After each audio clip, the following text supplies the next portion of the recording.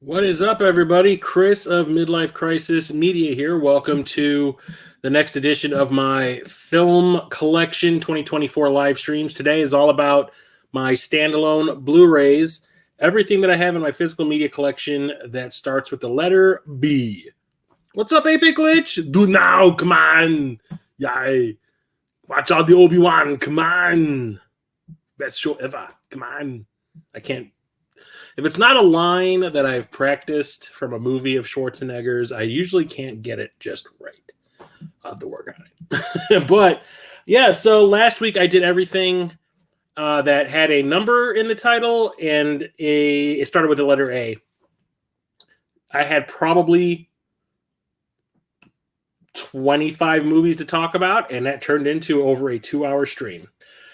For some reason, I have a lot of movies that start with the letter B, most likely because they have a certain superhero's name in the title. So tonight's probably going to be a longer one. I'll try to speed through it as fast as I can because some of them I still haven't watched. You'll see what I mean when I get there. So start off with Back to School. This is the Rodney Dangerfield comedy. I saw this in the theater. My parents were huge Rodney Dangerfield fans. I remember we used to have a couple of his stand-up routines on VHS. My dad had, I think, taped them off of HBO. There's a bunch of, comedy specials, I think, that back in the day my dad had on VHS that he taped off TV. And we were, first weekend we went and saw this, and it is still pretty funny. So Dangerfield plays this dude who isn't exactly smart. He's street smart, and he built up this corporation of where he sells clothes for large people, and he's a multimillionaire, but he never went to college. Like I said, he's street smart. His son is off to college, and he decides to follow his son and get a degree the same time he does. So basically it's old man goes to college, embarrasses his son quite a bit, falls in love with a teacher, gets straight A's, sorta. It's really funny. Like I said, it still holds up. I watched this not too long ago. It has a pretty decent cast. It's not only Rodney Dangerfield, but you have Keith Gordon, who's pretty hot at the time. He was in Christine. He was in Jaws 2. He now is a director. He was in Legend of Billie Jean. You also have Robert Downey Jr. One of the first times I think I ever saw him, it was like a 1-2 with this and Weird Science. It also has, what's her name, Kinlan? Or Adrienne Barbeau is in it. She was, I think, married to John Carpenter at the time. She plays Rodney Dangerfield's wife, which is really funny. And she's just really like a shrew. And it's kind of funny, the shit that comes out of her mouth. Sally Kellerman, she was in the original pilot of, the second pilot of the original Star Trek show. But she was on MASH. That was like her big thing. It also has Terry Farrell, who played Dax on Deep Space Nine. And she is a good 1.5 feet taller than Keith Gordon, who is like the love interest. And it's really kind of comical to see. But it was the first time I ever saw Terry Farrell, and I was just kind of like, wow, she's kind of gorgeous. Can't act for shit, but she's gorgeous. Luckily, she got better down the line. But still a pretty funny movie. I really enjoy it. That's always been like a family favorite. The Triple Lindy, yes. What was it? Rodney Dangerfield. Robert Downey Jr. went to that holiday party, like protesting the nuclear missiles, and he went with like a football helmet on. It was like a football party at one of the what do you call it? The frat houses, and he was protesting it by covering himself in blood, and he was wearing a football helmet with like a rocket through it, through his head. I remember that. Here's another family favorite from back when I was a kid. My parents were huge fans, especially my mother, was huge fans of these two actors in the movies that they made at the time in the 60s, I want to say it was.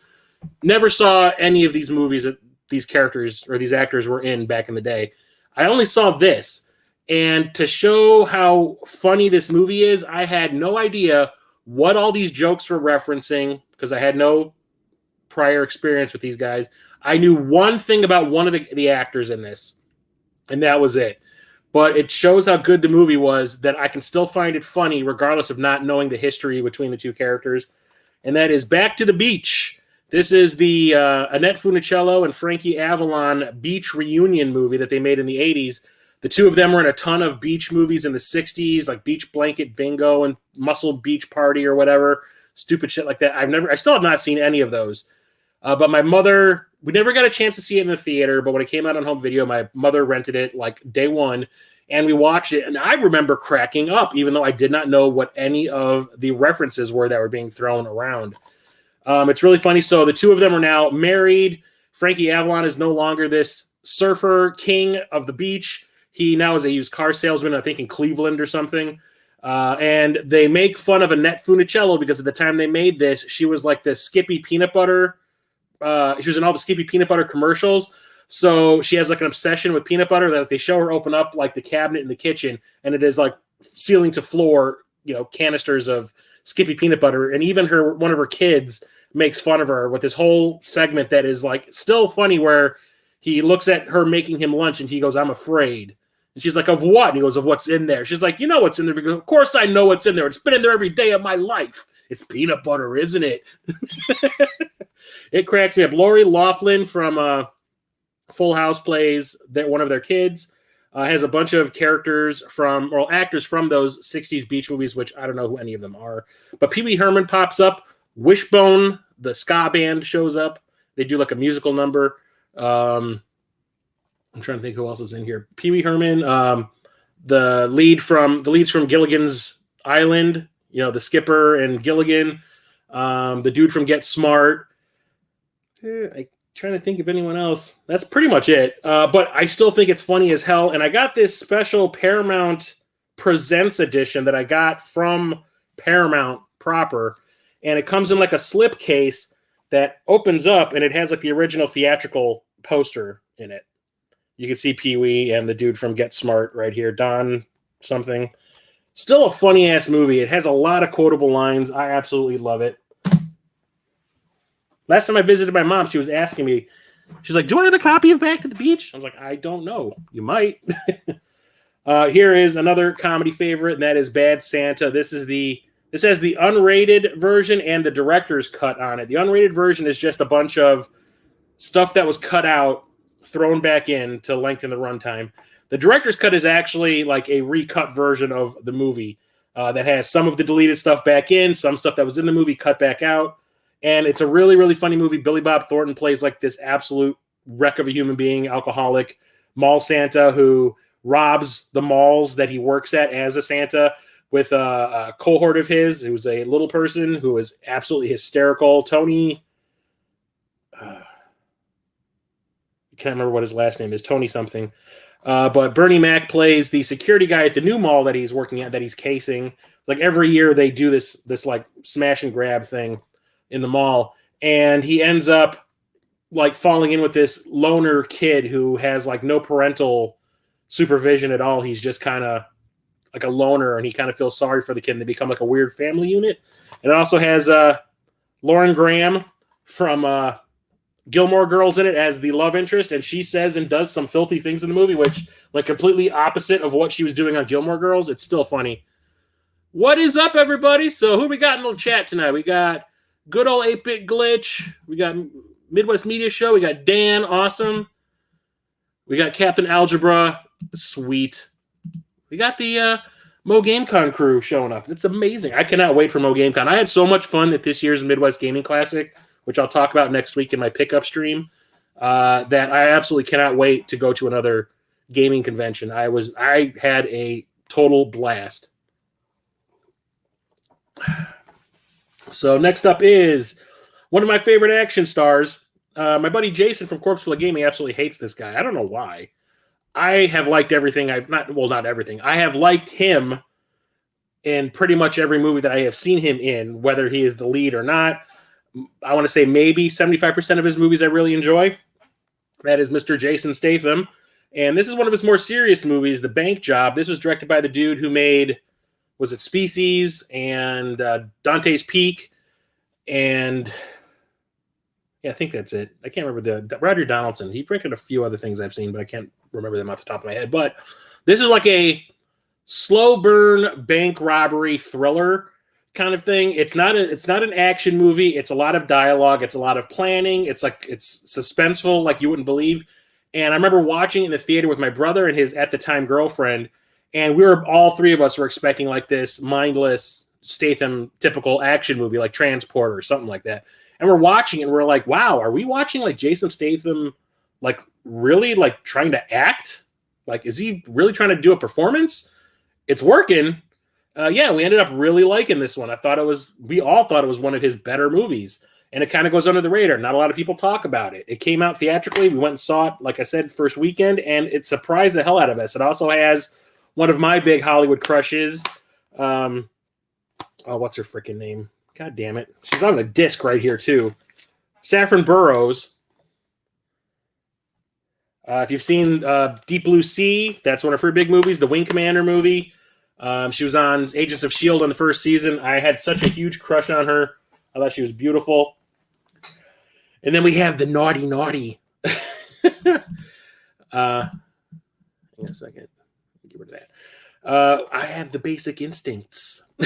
This is the unrated cut, I do believe. I think so. Yeah, 128 minutes. Feature run. Yeah, it's unrated. Yep, unrated. So this is the movie that got Sharon Stone got noticed for Total Recall. We all know that. Jason's entire catalog. Yeah, there's maybe like 3 movies that I've seen of his that I do not like. I did not like The Beekeeper. I did not like the Second Mechanic movie. Was that one that he did for Revolver? I think it was for Guy Ritchie. I could not stand that one. I was like, I don't need a psychological twist in my Guy Ritchie movies. I just want a Guy Ritchie movie. Don't try to don't punch above your weight class kind of thing. But anyway, Basic Instinct. So she got noticed for Total Recall, and Paul Verhoeven directed that. And then when he was moving on to this new movie, Basic Instinct, afterwards, and the lead female role required a lot of nudity, he was like, hey, you want to do it? And she was just kind of like, I got titties. They look good. Let's do it. And that's exactly what we got. It is her naked the entire movie, basically. It's a police thriller about somebody who is going around murdering people with an ice pick. Michael Douglas is the cop that's assigned to the case. Everything points to the character that Sharon Stone plays because she's had relationships with all these people that are dying this way. and he ends up kind of like falling in love for her because she's kind of dangerous, and she brings out like he gets like horny whenever he's around her and all that. It's like this weird, passionate, kind of unhealthy, toxic love affair thing that's going on, and it has a pretty rad twist in the end, which I thought was pretty awesome. My parents absolutely forbade us from seeing this when I was a kid for some reason. Yeah, Beekeeper, if you like somebody beating the shit out of people and making bee puns the entire movie, it's the movie for you. I hated it. But the thing was, my parents thought that because they said you are not going to see this movie until you are both in college kind of, situation, me and my brother can be some crafty mofos. So like every other Sunday night, they would go bowling. They're on like a bowling league with a bunch of their friends, and they would leave us some money to go and like get a pizza, go to this taco place down the street, something, and maybe go rent a movie. Well, I would always send my younger brother, who was like 5 years younger than me, to go and get the food, just in case my parents came home. And he's like, what movie should I rent? And I was like, see if you can rent Basic Instinct from the video store. And he's like, I don't think they'll let me. And I was like, well, you don't know until you try, kind of thing. So he went and got his tacos from the taco place, went and rented Basic Instinct. The lady at the counter saw my brother, who at the time was probably 10 or 11. No, probably younger than. He's probably like 8 or 9. So he was born in 1980. This came out in 92, 91. So he was probably, 11 maybe. And when they asked, they're like, this movie's for adults, right? He's like, yeah, my parents sent me here to rent it. And they were like, oh, okay, take this money and there you go. And yeah, we watched it and we were both like glued to the screen. Like we could not take our eyes off of it. We're just like, did we just see her beef curtains during that interrogation scene? Yeah, we did. This is the best movie ever made. And my parents found out that we rented it because we returned it late. And my dad had to go and pay a late fee. And he was like, when the hell did you guys rent Basic Instinct? And we're like, oh, the other day. Don't worry about it, Dad. He's like, oh, I'm going to worry about it, thinking that it's going to make us into like deviant sex fiends or something. You're like, no, it just made us appreciate things a little bit more. Or then when they shot the interview scene that Paul Verhoeven told her the shadow would stop. Yep. Yeah, God bless you, Paul Verhoeven. Yeah, I remember reading that in, it was like some video or documentary. I watch Oliver Harper on YouTube, and he does like retrospectives of like movies from the 80s and 90s. And I do believe that he mentioned it in his Basic Instinct retrospective. I still think it's great. The sequel, don't ever bring that up to me in person. I will slap you. So here's why I have so many B movies, or movies that start with the letter B, in my collection. These all have to do with one specific character, and that is Batman. So I've brought it up multiple times during my pickup streams that I really enjoy DC's animated direct-to-video movies. They do this DC animated universe series of movies. They've been doing it since the 90s, I think. They started it with like Mask of the Phantasm was like the theatrical one. When that failed, they all started doing direct-to-video. They did, Batman and Mr. Freeze and Sub-Zero. And then they just started like, I want to say at the beginning of the 2000s, you would start seeing them trickle out. And then like, I want to say late 2000s, like 2008, they would release like one a year. And it's been like that ever since. So I have a ton of them. One of my little collecting goals at one point was to get as many of these as I possibly could. The sequel with the Baldwin. No, it was with the guy that played the governor in Walking Dead. Morrissey. Baldwin was in Sliver. That was the other porn-ish thriller that Sharon Stone made, basically right after Basic Instinct. That one, I think, is even more... This one, there's a ton of nudity in it, but I think it's a classy movie. It's well made. It doesn't feel like you're watching something like dirty. I mean, it's got dirty shit going on in it, but it's classy. Sliver's the one that makes you feel dirty after it's over because it's really sleazy. So they have made a ton of Batman movies. I don't even have all of them. Some of them I have on 4K. Yep, Sliver. Yeah, I remember we got that at the Kmart. I was working at Kmart in the electronics section. I was like the assistant manager, and we got copies of Sliver to sell on VHS. And I remember having to turn children away from buying it because we were warned. We're like, look, if you were caught selling a copy of this movie to a child, you are fired. You're like, all right, I'll buy one though. Yeah, there's still a ton of Batman movies I don't own. Some I have on 4K, so this isn't all of them. There's still a bunch that I need to get, but we'll start off with Batman and Harley Quinn. I do believe it is Melissa Rauch from Big Bang Theory that plays Harley Quinn in this one, if I remember right. I watched most of this one. I think I fell asleep. I can't remember. There are so many of these to keep track of. Does it even say what the cast is? Yeah, Kevin Conroy plays Batman. Melissa Rauch plays Harley Quinn. This one, I remember, it's got a weird animation style. It's very Saturday morning cartoony. Like it's a dark story, but the animation doesn't feel like it is. It's weird. It kind of feels kind of mismatched. It's strange. But I remember falling asleep while I was watching it, so it couldn't have been that great. The thing about these is I mostly have to buy these blind. I usually don't buy a movie unless I've seen it and I like it. But when it comes to stuff like this, there's nowhere to rent these. They used to show up on like Netflix a lot of the time, and that's how I would see them. But they haven't done that in a while because now there's HBO Max or Max, and all of it goes straight there. Not initially. You have to wait for like a year. But yeah, I usually just, if I find them at like a store or something or online for cheap, I'll get them. Next up we have, I don't think I've seen this one. Yeah, I don't think I've seen this. Batman Bad Blood. It's about Firefly, Tusk, and Killer Moth trying to take out Batman, Nightwing, and Batgirl, and Robin. Yeah, I don't think I've seen this one yet. The cover is not ringing a bell, so I don't think I've seen that. Next up is, this one disappointed the hell out of me. That Brosnan guy. I look forward to seeing Brosnan. Brosnan is cool. I like Brosnan. I'm glad that we met.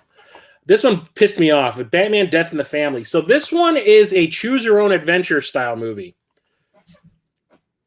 Yeah, forget that guy. So the way it works is you'll be watching the movie, and it'll get to a point, and it'll be like, you have two choices. Hit left on your remote or right on your remote, and it'll splinter off. And you could get, I think, a possible of like 15 endings or something in here. And it's based off the Death in the Family comic book from Batman where it was all about Robin dying. And I remember being really excited because that was one of the big comic book events. I wasn't really a big comic book reader in my youth, but this was one that everybody was talking about.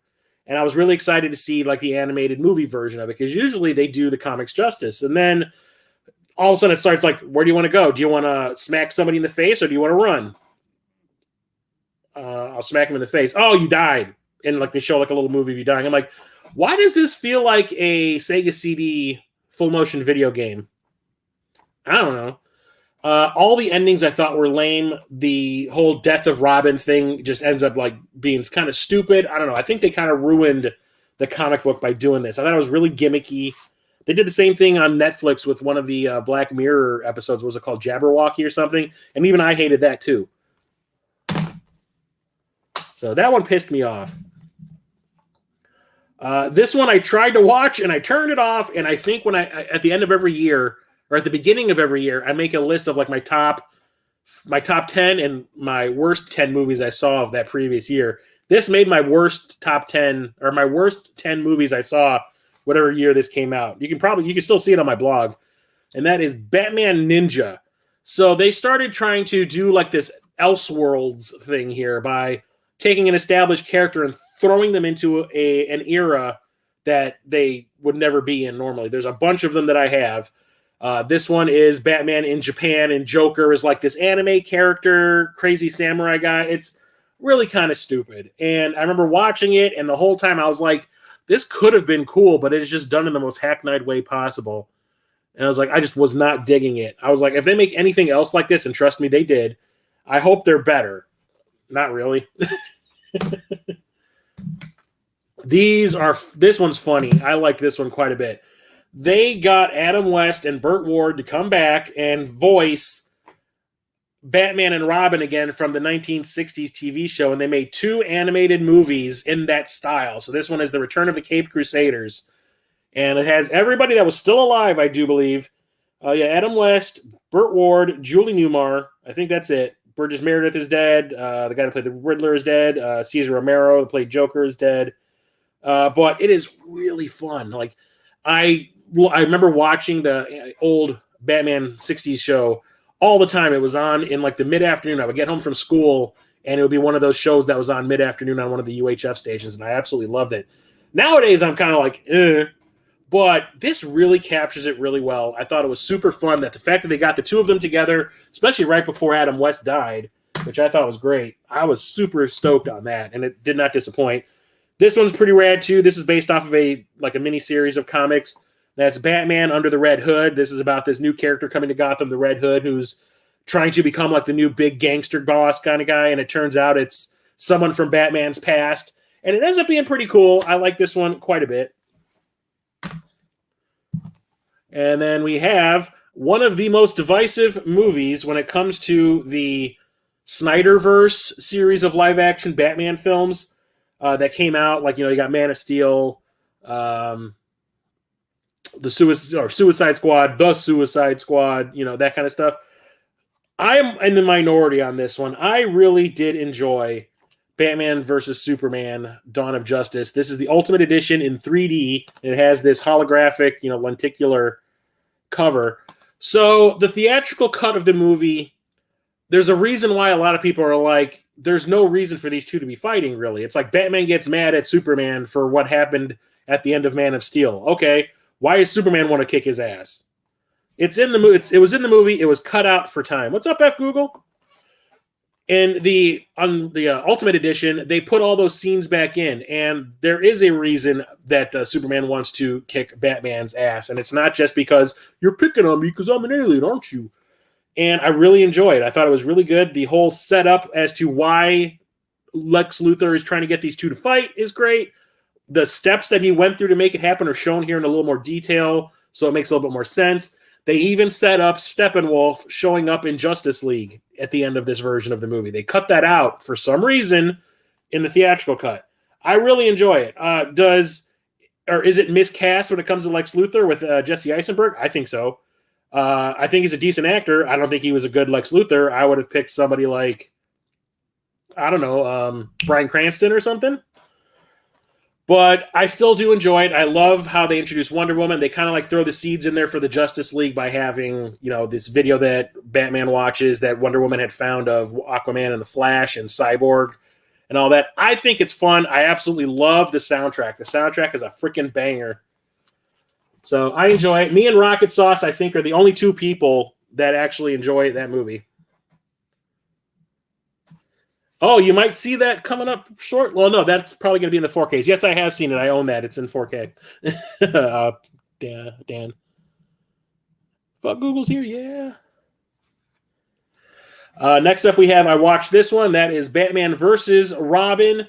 This one is not what it seems. It kind of lies to you. It's not really Batman versus Robin. It's like Robin, someone is whispering sweet nothings in Robin's ear and making him turn against his dad.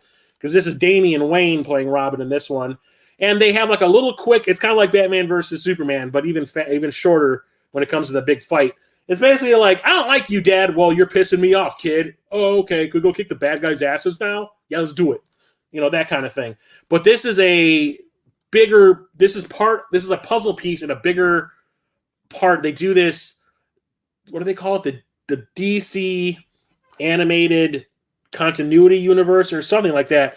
They were basically doing what Marvel was doing with the live action films in the animated films for DC. They're building up to an Infinity War style movie, which I do own on 4K. And if I hadn't watched this before I watched that big wrap up movie, I would have been lost. There's a lot of stuff in this and a couple of other movies you'll see in these streams that I needed to watch, which thankfully I did. There's some that I keep on saying I haven't seen yet, that I have watched the important ones that help make sense of what is going on in that big team-up movie at the very end of those movies' lifespan. And like I said, with that Return of the Caped Crusader, they made a second one too, and that is Batman versus Two-Face. This also has Burt Ward and Adam West in it, and Julie Newmar is Catwoman. But did they ever introduce? I don't ever remember them introducing Two-Face in the old television show in the '60s. Well, I think to fix that, they cast William Shatner as Two-Face in this, and he sounds like he is having a freaking ball playing Two-Face, playing a villain. And it's like, it's really fun. Like, I like this one even more than Return of the Caped Crusader. This one is super cool. And this one also made my my top 10 worst movies I saw, whatever year this came out. I thought this was poop. I found this for like $3 at Half Price Books. I was just stoked that it came with the slipcover. And that is Batman Year One. This is what Batman Begins was supposed to be based on at first. Batman Year One was like a mini-series of comics all about Batman's origins. And the idea before Batman Begins was made was this was what they were going to adapt into a film with Darren Aronofsky directing it, and it fell through, didn't happen. And then they brought in Nolan, and Nolan did his own thing. And I was like, oh, I want to still see that version of that story, brought to life somehow. So I was really excited about this. When I watched it, I was like, dude, it took me like 6 sittings to watch this whole thing all the way through. It is so goddamn boring. I kept falling asleep. So I was not down with that one. This one has like a short film about Catwoman in it. A lot of these have like a little short film, kind of like the way the Pixar movies always start with like another little short film right before it. These always have like another short animated film about one of the other characters in the DC universe. I really like Batman versus Superman.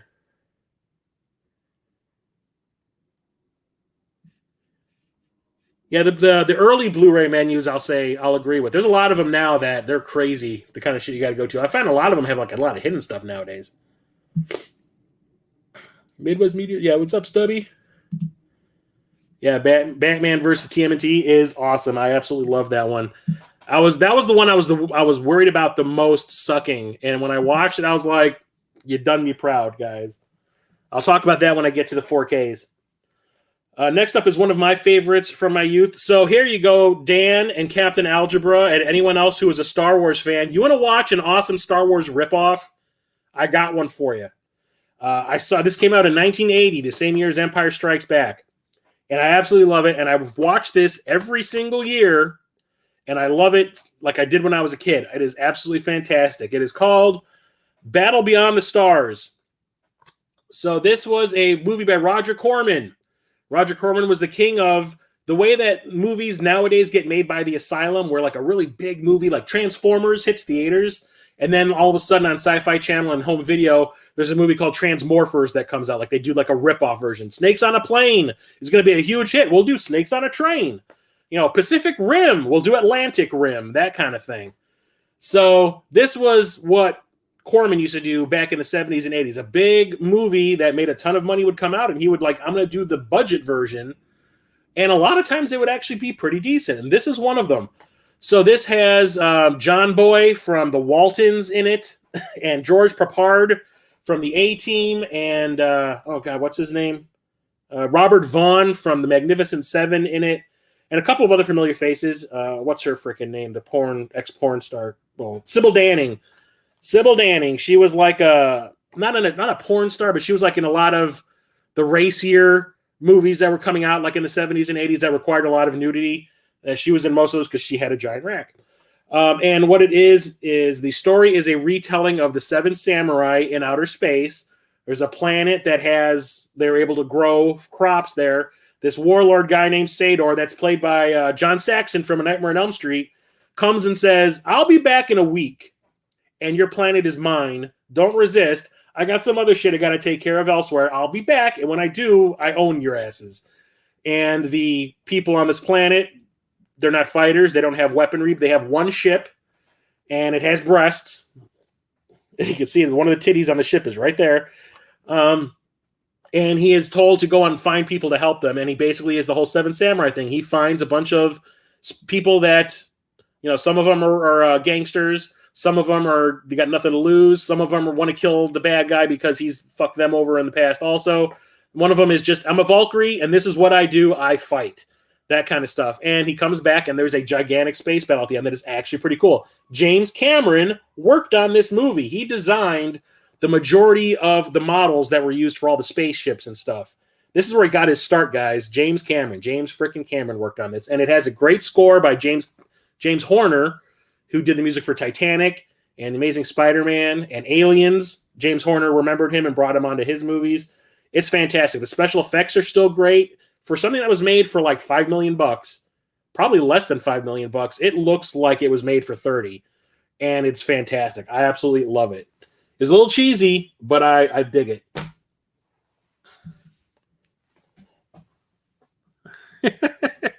Dan isn't a Star Wars fan. Yeah, like I said, watch the director's cut or the extended cut of Batman vs. Superman and the Snyder cut of Justice League, and I think you're great. Sybil and the Howling 2, yep. Is your sister a werewolf? You damn straight she is. Spaceships with titties. Well, you can have a live-action movie that has a spaceship with titties, and I'm talking, it has 2 of them right in the front. James Cameron going like, I'm going to work out some of my issues here on this model making, guys. Here's a movie I had to get from, I think, Korea. I think it's Korea, I want to say. This is an American-made movie. It was made by Barry Levinson, the guy who directed Sleepers and Sphere, and, geez, I can't remember. A Diner was like his big movie. And like toward the end of his career, like I don't think he makes movies anymore. He might direct TV or something, but like he made this found footage horror movie that kind of slipped under the radar. I remember it was released by the Weinsteins, and they have a habit of like sabotaging their films because they're like, hey, we've sold the movie to foreign markets already. We've gotten our money back and then some. Who gives a shit about a theatrical release? We've got our profit. So they just like throw it in 20 theaters in the country and they'll open it for 1 week and pull it back, and there you go. It's eligible for an Oscar if it happens, right, kind of thing. Well, this was one of them, and it disappeared before I could get a chance to see it in the theater, and I was really pissed after I watched it because it's kind of fantastic, and it is called The Bay.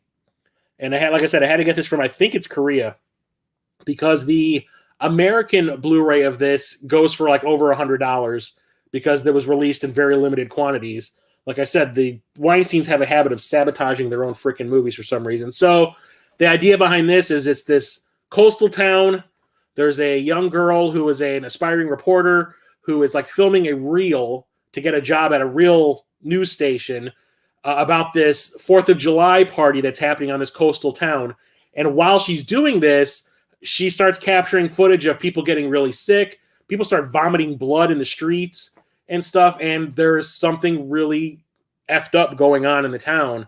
And it has to go back. It goes back to like this industrial company that, what is it? The fish cleaning or whatever, is like the fish processing company that's like on the shore line or something. And it's, I don't want to mess it up, but the picture on the cover kind of gives you a clue as to what's going on. I really thought it was creepy and kind of gross at times and unsettling and disturbing. And it was kind of fantastic. I highly recommend checking this out if you haven't seen it. It's a really good, really scary movie at times. Space Dandy? Not sure what that is. No, I don't know. I don't know what that is, FG. Here is another like hidden gem kind of thing. There were talks of making a sequel to this like 10 years ago, and it just never happened. I think it's too late now. Like the lightning in the bottle has been released, you know. But I rented this from Netflix, you know, when they would like send you the discs in the mail. I rented it and I was like, why is nobody talking about this movie?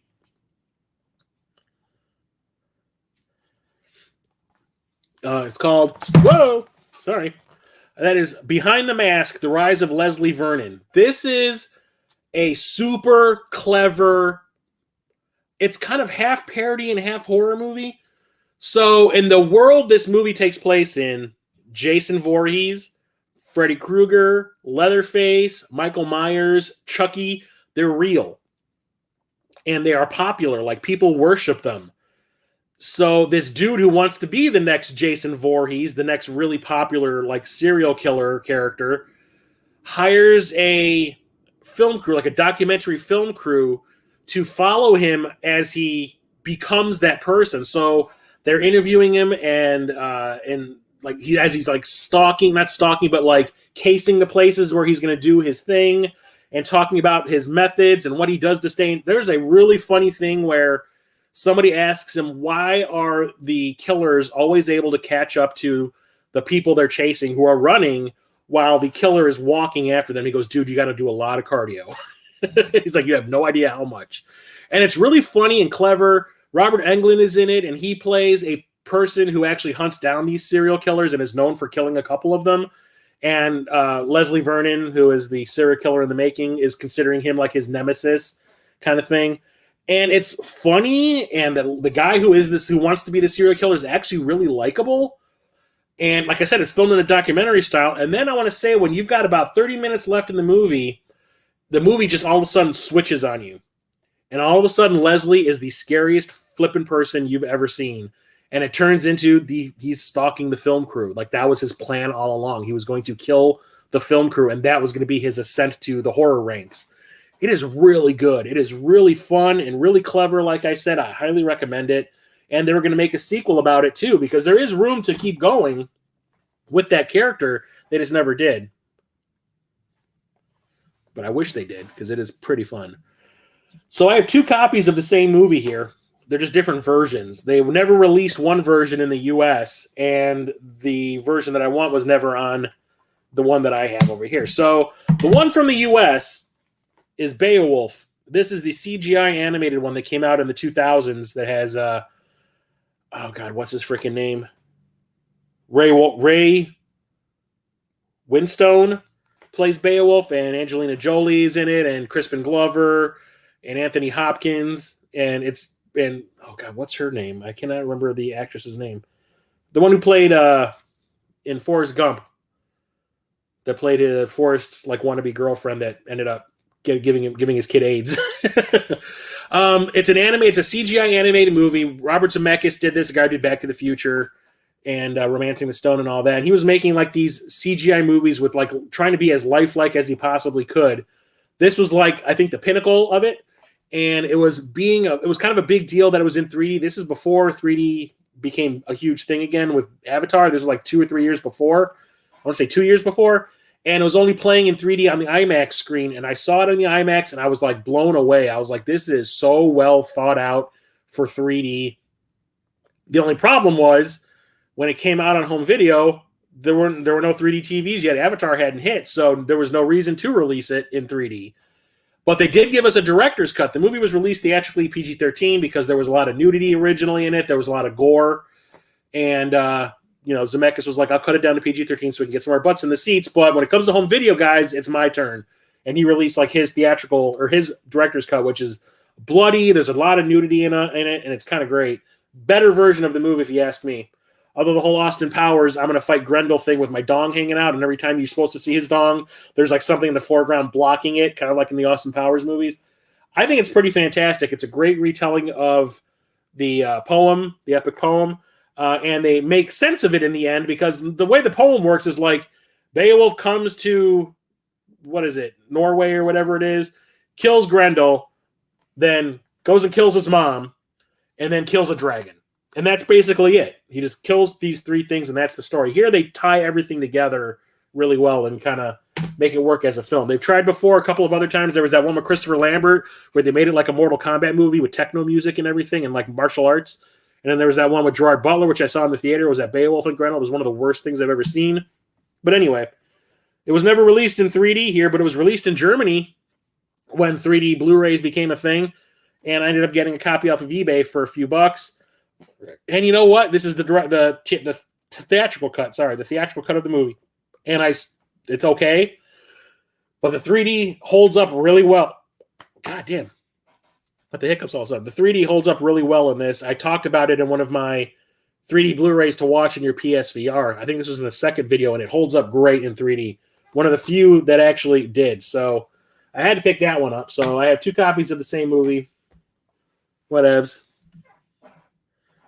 Next up, we have a classic from my youth in the 80s. This is the first movie where I remember John Cusack played a lead. He was in 16 Candles, I think, the year before.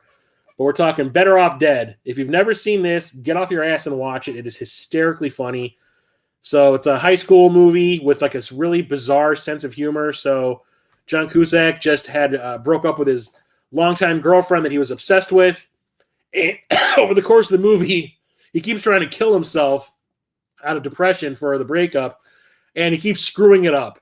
And it's about his like weird family and his weird friends and the weird stuff that happens in town. Like the neighbor across the street is Dan frickin' Schneider, that they just made that documentary about the Nickelodeon's kid shows that's super popular now, that's been trending like crazy. What is it? Behind the curtain or whatever it is, the one about the Nickelodeon kids. Dan Schneider, the one that everyone is accusing of being like a toxic person on set, plays John Cusack's neighbor across the street. This is the first time I ever saw him in anything. And I remember seeing a picture of him with Amanda Bynes or something from some magazine or some TV show, like where he had his arm around her, and I was just kind of like, that's Ricky from Better Off Dead. What's he doing with Amanda Bynes? Turns out he was the guy who was making all those Nickelodeon shows. I never watched any of those. I couldn't say. But the movie is super funny. It's like off the wall weird at times, but it's also super quotable. Like the whole $2 thing with the kid that collects the money for the newspapers that he would deliver on the weekends. Super funny. And then here's another all-time like classic, not only to me, but my family. My family absolutely loved this movie. It bombed completely in the theaters, and it had no right to. I think it was just because it was marketed weird, but it's definitely has a following nowadays.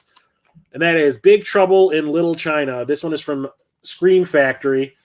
So there's the original theatrical art, and this is the commissioned artwork they did for the slipcover. John Carpenter movie. John Carpenter was not known for comedies, but I think he kind of knocked this one out of the park. Kurt Russell is in it, being like it's like Kurt Russell trying to do the worst John Wayne impression in the history of film, but he's doing it that way on purpose. So his character of Jack Burton is like really overly confident, but he's a goddamn idiot. He has the right intentions, but he's a dumbass.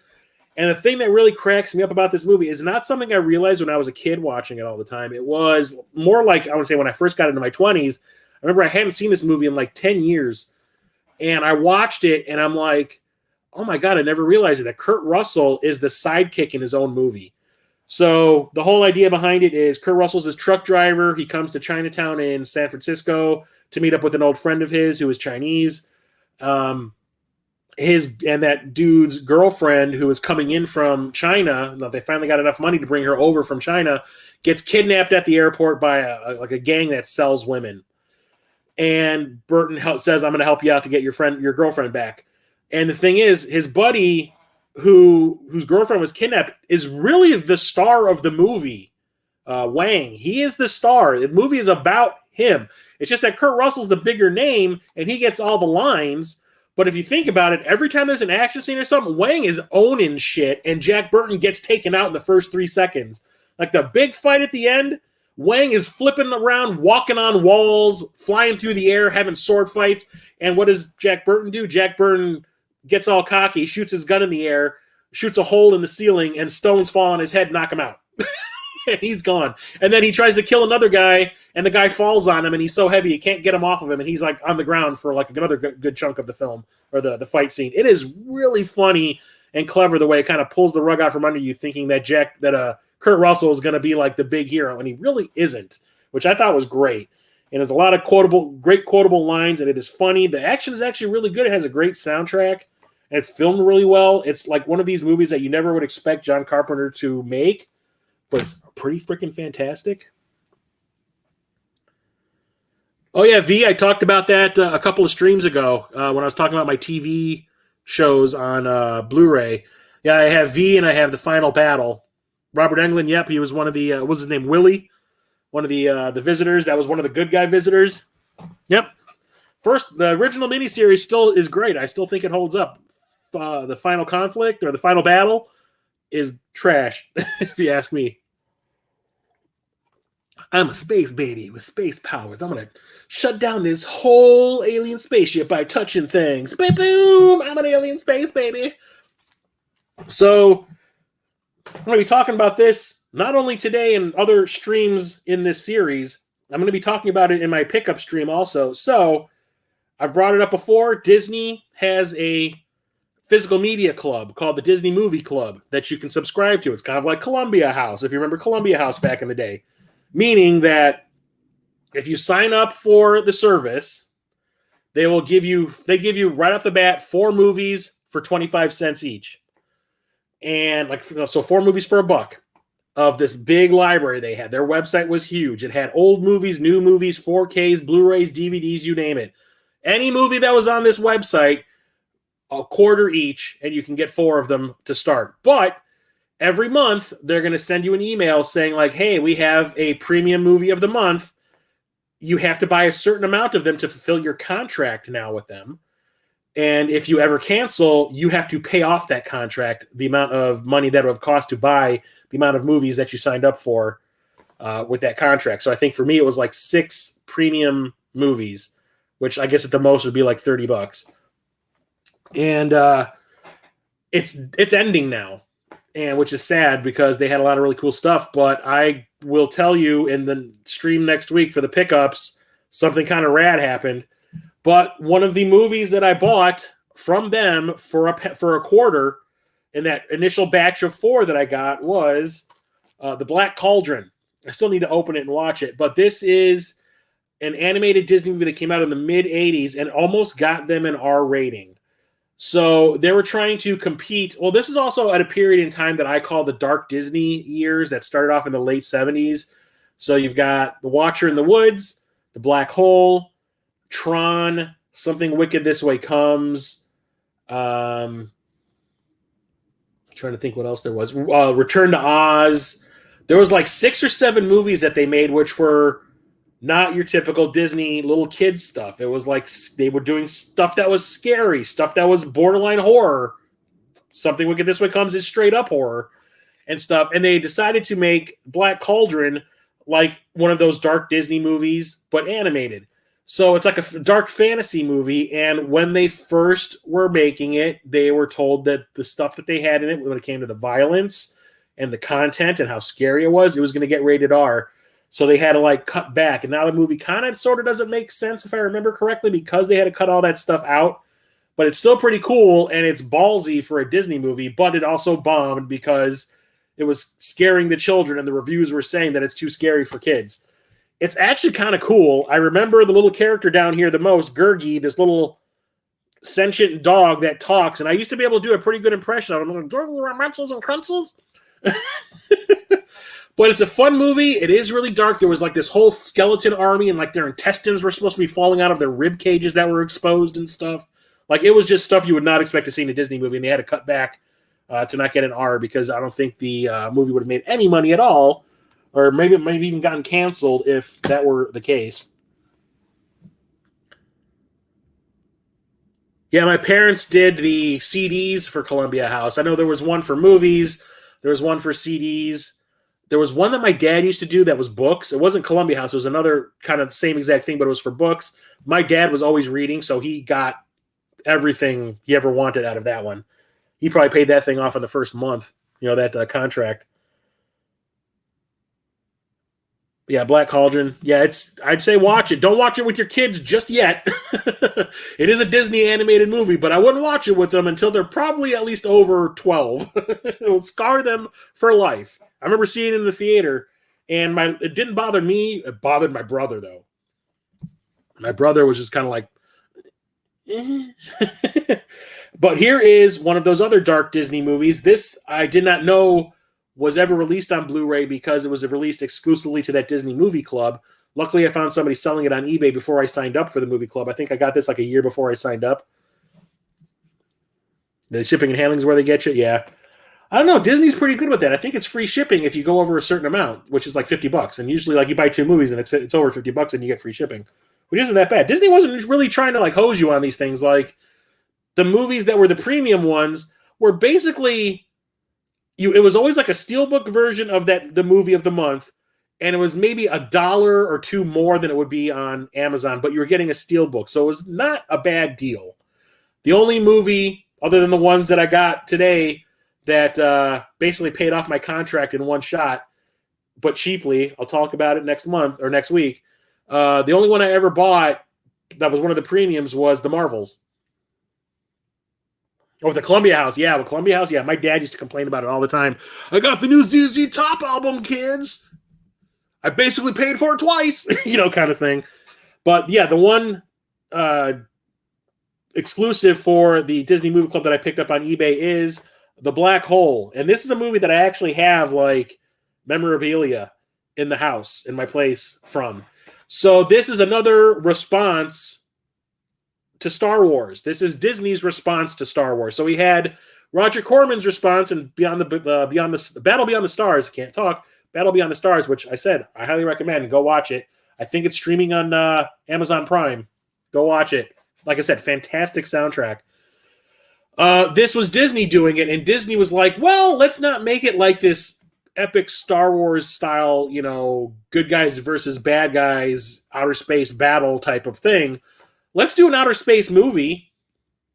Well, but it was designed originally to be an outer space disaster movie that was basically taking Star Wars and mixing it with like the towering inferno in outer space. And it kind of morphed over like the course of like the 2 years that it was in development to this.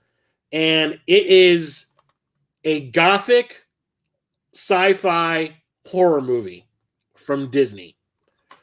And I'm not going to go into the details about it because the less you know, the better. It is streaming on Disney Plus. If you have it, give it a watch. I think it is fantastic.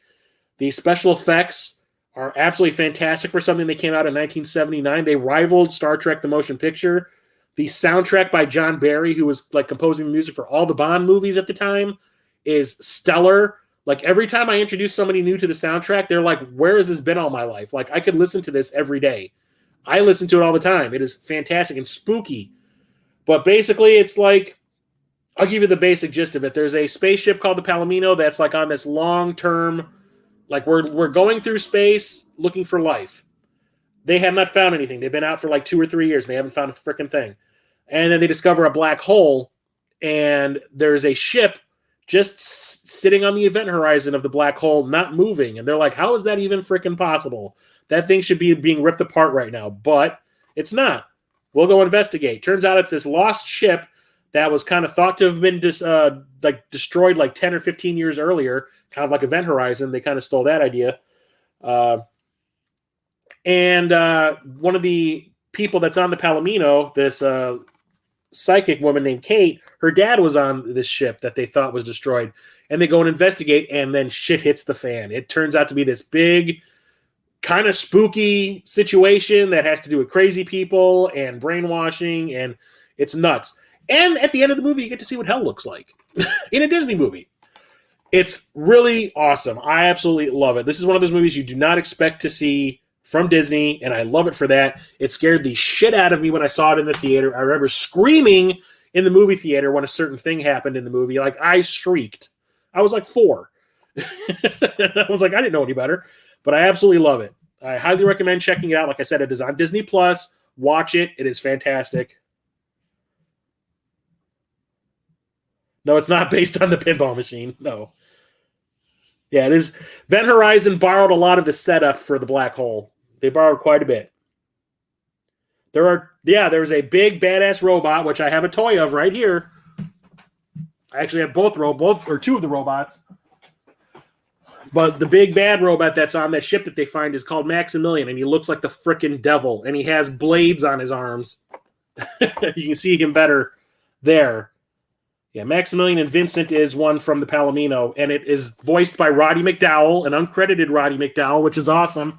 And it is the snarkiest. It's like a ripoff of R2-D2 on the surface, but he talks, and he is the snarkiest mofo in a science fiction movie. It is awesome. I remember Supernova. I own it. I own a copy of it. Highly recommend checking out The Black Hole. Speaking of other Disney movies, I had to go to Korea a lot of the time to get the Marvel movies in 3D when I was starting to collect all the movies in 3D. Now that I had the ability to watch them on my PSVR, I wanted every one of them in 3D that was available that way. Sadly, in the US, at the point when this came out, which I think was 2018, I want to say 2017, 2018. Like finding one being released in 3D over here from a major studio was a rare thing. Oh, we filmed it the other night, Cap. Should be coming out hopefully pretty soon. It's up to Jason editing it, but yeah, we filmed a new one, and we're already planning the next one. So I have Black Panther in 3D. Saw this opening night with my brother. Like, we're talking the Thursday night when they opened, like before the Friday. Obviously, because Thursday comes before Friday, because that's logic. That's just the way things are. That's reality. Yeah, my brother came in from LA to visit, and I picked him up from the train station, and it was like Thursday night. There was nothing going on. My mom was out. She had something going on that night, and she couldn't be there to pick him up, so I did it. I was like, let's go see a movie. Like, Black Panther's playing. Let's go check it out. We did, and we both absolutely loved it. We thought it was fantastic. Really great action movie, and I really liked. Oh, dude, what's his name? What's his goddamn name? Michael Jordan or Chadwick Boseman. Ugh. I can never remember his name. Chadwick Boseman was the perfect choice for Black Panther. I think he's absolutely fantastic. What happened to him sucked. He had terminal cancer when he filmed this, but he still managed to get into great shape for the movie. I was surprised to find out that he was like as sick as he was, because he knew he was going to die when he got hired to play Black Panther, which is kind of strange. But Michael B. Jordan plays the main villain. And I absolutely love this one. It was so goddamn good. The action is fantastic. Absolutely loved it. The story is great. What it's trying to say is great.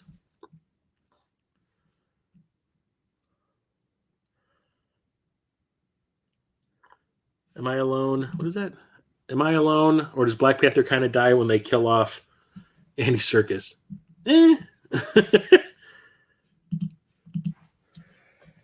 Next up we have, so Full Moon movies. I've talked about these before, obviously. Full Moon is a low-budget, direct-to-video company. They release nothing but movies straight to back when they started, VHS. They started off in, I think, 1990. They were previously a theatrical low-budget movie company called Empire that was run by Charles Band. He did Reanimator, From Beyond, Ghoulies, Metal Storm, Arena, Robot Jocks. Oh, geez, I'm trying to think. There's a whole shitload of movies. Cellar Dweller, Dungeon Master, Troll,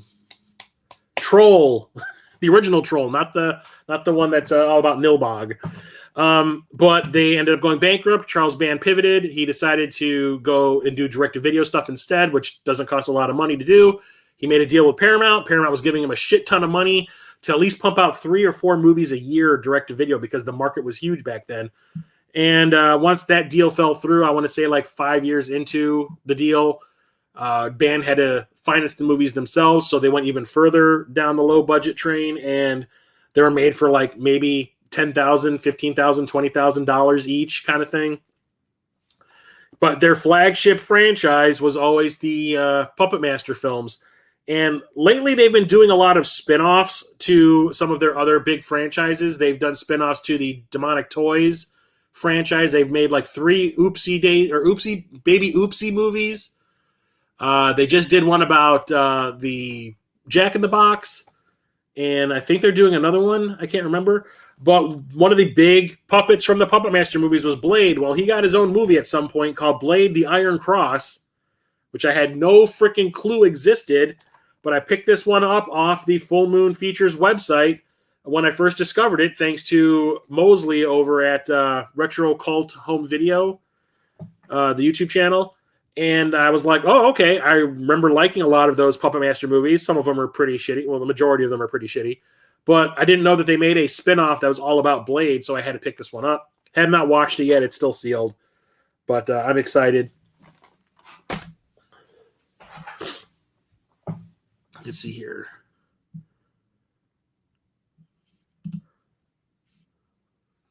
What's up? What's up, Mil Mascaras? From Holland. Oh, my goodness. My favorite unknown movie? Probably The Black Hole, which I was just talking about. From Disney. Not a lot of people talk about it, but I think it's awesome.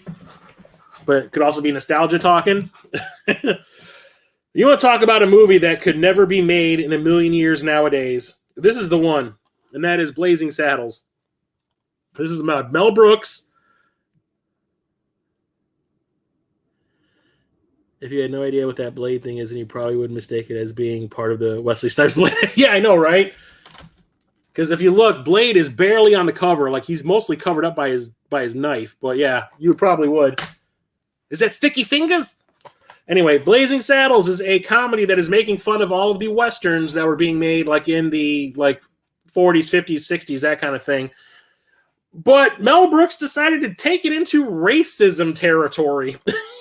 And they say certain words in this movie over and over again to the point where it's like really cringy nowadays.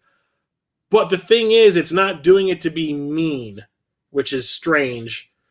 I know people that, are African-American that still think this movie is one of the funniest things ever made. It still shocks the hell out of me. I'm surprised that this movie even got greenlit to begin with, but it did. But it's actually really, really funny. I did not realize, this is one of those movies I was not allowed to watch as a kid. It's PG, it is R-rated. Probably because of the amounts of times that specific word is spoken aloud, and it is like a lot. But yeah, my parents did not want me watching this movie for fear that I would pick up that word, which was a no-no. And I didn't watch this until I think I was in my 20s, and I was like, this movie's really funny, but Jesus, what was he thinking? But it's kind of brilliant that they did, and it has a lot of great lines that don't involve that word. Yeah, pardon me while I whip this out. No, my favorite line in Blazing Saddles is when the sheriff and Gene Wilder are trying to get the attention of the Ku Klux Klan members that are off in the distance, and Gene Wilder steps out from behind this rock and goes, "Oh, boys, I found something for you." And he pulls the black sheriff out, and the black sheriff goes, "Hey, where the white women at?" It just cracks me up. We actually say that at work all the time. That movie cracks me up. It is wrong in every sense of the word, but it is awesome. And he had a lot of balls doing that at that point in time.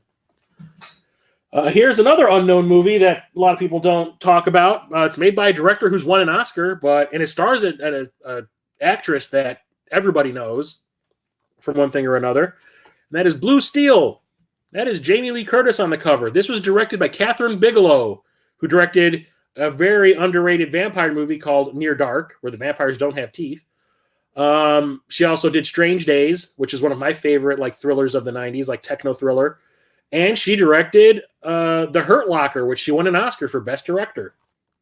So the whole idea behind this is Jamie Lee Curtis is a new cop, and on her first day on the job, she shoots somebody and loses her gun. So she gets in trouble for basically unloading on a dude that was robbing a convenience store, and she drops her gun and it can't find it anywhere. It's gone. Turns out this dude that was in the convenience store that was on the ground hiding, protecting himself from the guy who was robbing it, stole the gun. He is this investment banker who has cracked under the pressure of his job and basically sees the gun, and he's just kind of oh, I'm going to take that and I'm going to do things with it. And he ends up going around on a killing spree, basically. And every time one of these bodies shows up, they're like, the bullet that killed this person came from Jamie Lee Curtis's gun. But she obviously does not own it anymore. What is going on? And it's about the cop, or the person that has stolen her gun is obsessed with her now and is trying to bang her and kill her. It's weird. It's actually pretty good. It's really overly violent. There is a ton of blood flying around in it, but it is fantastic. I absolutely loved it. Probably saw this at a point in time where I shouldn't have seen it. But when I did watch it, I was like, well, I've seen Near Dark, and I loved Near Dark. And I think I saw this after I saw Strange Days. And I think I went back and I watched this, and I was like, I wish I saw that back in the day. But it's pretty awesome. And I was surprised when it popped up on Blu-ray. I pre-ordered it. Orca. I remember seeing Orca. I used to be on cable all the time when I was a kid. What's up, TJ? Telegram from Mongo. Or Mongo. Yep. Mongo is just pawn in Game of Life. The farting scene around the campfire in Blazing Saddles, that is classic. I have the sense of humor of a 12-year-old, so I see fart jokes and I have tears in my eyes and I can't breathe. That scene did it for me. Yep. Yeah, Orca, the big Jaws ripoff, where it was a killer whale that is killing people because a dude caught its mate while she was pregnant. And as they're hoisting the body of the female up with a winch, the baby just falls out of her VJ and like splats on the deck of the ship. And the male orca in the water like loses its shit and then goes around like murdering everybody involved. It actually destroys a small fishing village by taking out the gas pipes and blows it up. It is really crazy. You talking about Blue Steel? If you're talking about Blue Steel, I have not opened it yet. It is still sealed. I need to watch it again. I probably have not seen this in 20 years. But here's another classic from my youth. It's an R-rated movie, but for Blazing Saddles, it's like the original old school, like first when Blu-ray first started to come out when they released things. So it definitely looks better than a DVD, but it still has like it's really grainy and kind of dark. But it definitely looks better than the DVD. So I'd say pick it up. You can probably find it for like $3. Like I said, it's one of the first Blu-rays that was ever produced, kind of thing. But this was an R-rated movie, but as long as it wasn't a slasher movie, it was okay to watch if it was R-rated when I was a kid. I could watch Commando and the Rambo movies and any Arnold movie. I could watch The Terminator, even though in Commando, Schwarzenegger is doing things that Jason Voorhees does with the same weaponry, just in an action movie context and not a horror movie context, and it was okay, but I couldn't watch Friday the 13th. But this was always okay for us to watch because it was about a helicopter. Who cares? It's a fun action movie. That is Blue Thunder. It says Roy Scheider from Jaws in it and Daniel Stern from the Home Alone movies. This was like one of his first bigger movie roles, not like some indie thing like Breaking Away. So I think it's LA is getting a prototype helicopter. They have like a helicopter unit for traffic and to chase cars that are trying to escape the police kind of thing. Roy Scheider is their big pilot that they have on the force. And the government brings in this experimental helicopter for them to try out, to put it through its paces. And Roy Scheider is supposed to be able to use it. And it has like predator vision. You can see heat like sources and stuff. You can like look through walls and see people through this like heat vision thing that it has. It can hear through walls. It has like really great surveillance stuff. It has I think if I remember correctly, it has like a silent mode and all that. And it ends up being this whole, we're actually going to take freedoms away from you because now we can spy on you without you even knowing it and use anything that we record to prosecute you kind of thing. And it's like, we got to keep this out of the wrong hands kind of situation. And it's actually really cool. It has a great final like helicopter versus helicopter battle at the end. That is, I don't know if it was models or not. It doesn't look like models. It looks like real helicopters like chasing each other through LA and all that. And it is pretty awesome. I like it a lot. And then I've bought and sold this movie more times than I can count. I've probably owned this on DVD at least 3 times. Like, I'll be like, I got to pare down my collection, or I'm going to a convention. I need money. I'll sell some stuff real quick. And this was always one of the first movies to go. And then the thing is, like 2 months later, I'd be like, I missed that movie. I love that. I got to get it back. And I would do that over and over again, even on Blu-ray. This is the longest I probably owned a copy of it. I probably bought this before. I think I bought this before COVID. And I still haven't opened it, though. I haven't watched it in a while. But this is the longest I think I've ever owned a copy without getting rid of it. But it's pretty awesome. I like it. The guy who directed Point of No Return and Saturday Night Fever. I'm trying to think what else John Badham directed. Saturday Night Fever. He directed a big action movie. That's not that. I can't remember. Nick of Time. I remember that one with Johnny Depp. Back then, you could make a movie for like $5 million and have it look amazing. Now everything's got to be a $300 million movie. It's all CGI effects. Just go back. It was obviously cheaper to do things physically, but no one wants to do that anymore because everyone's lazy. Here is a love it or hate it style movie. It's from David Lynch. I love it. It's the movie David Lynch made right after he did Dune, the one that everybody hates from '84. But and it stars a lot of the same people too. But I love it. This is like a really strange, dreamlike thriller. Maybe twice. Yeah, I get you. That is Blue Velvet. So this has Kyle MacLachlan from Dune in it, the guy who played Paul Atreides in it. It also has Isabella Rossellini, who is, I think it's Greta Garbo's daughter. Dennis Hopper and Laura Dern. One of the first movies I ever saw Laura Dern in. This is another one that my parents let me watch. Probably never should have. There is a lot of nudity in it. There's also a lot of like really disturbing things going on in this movie. Dennis Hopper is like off the rails crazy. He's like always huffing like gas and drunk. The whole Pabst Blue Ribbon thing, like fuck Heineken, Pabst Blue Ribbon thing that he does. Daddy wanna fuck, all that kind of shit. So it's all about like what lurks underneath the suburban facade kind of thing. So somebody finds a severed ear on somebody's lawn, and Kyle MacLachlan, I think it was Kyle MacLachlan's father's lawn, and his dad has a heart attack because of it. And he starts to investigate and finds out about like this lounge singer that's Isabella Rossellini, who like somebody in her family has been kidnapped, and she's like a sex slave for the guy who has kidnapped her kid. And it's just like really freaking crazy, but it's really good. Like if you've ever seen a David Lynch movie, you know he likes weirdness, and everything always feels a little off kilter. This is a not only like that kind of stuff, but it's actually a really good movie, like on its own. I'm not talking about Eraserhead. Don't worry about Eraserhead kind of shit going on. It never gets that weird. But there is some strange, like dreamlike stuff going on in it, which is kind of strange. The X-Men stuff. You're talking like the original ones with Hugh Jackman? X-Men 97, Retro Coop, what's up? Yeah, hell yeah, I was. Hell yeah!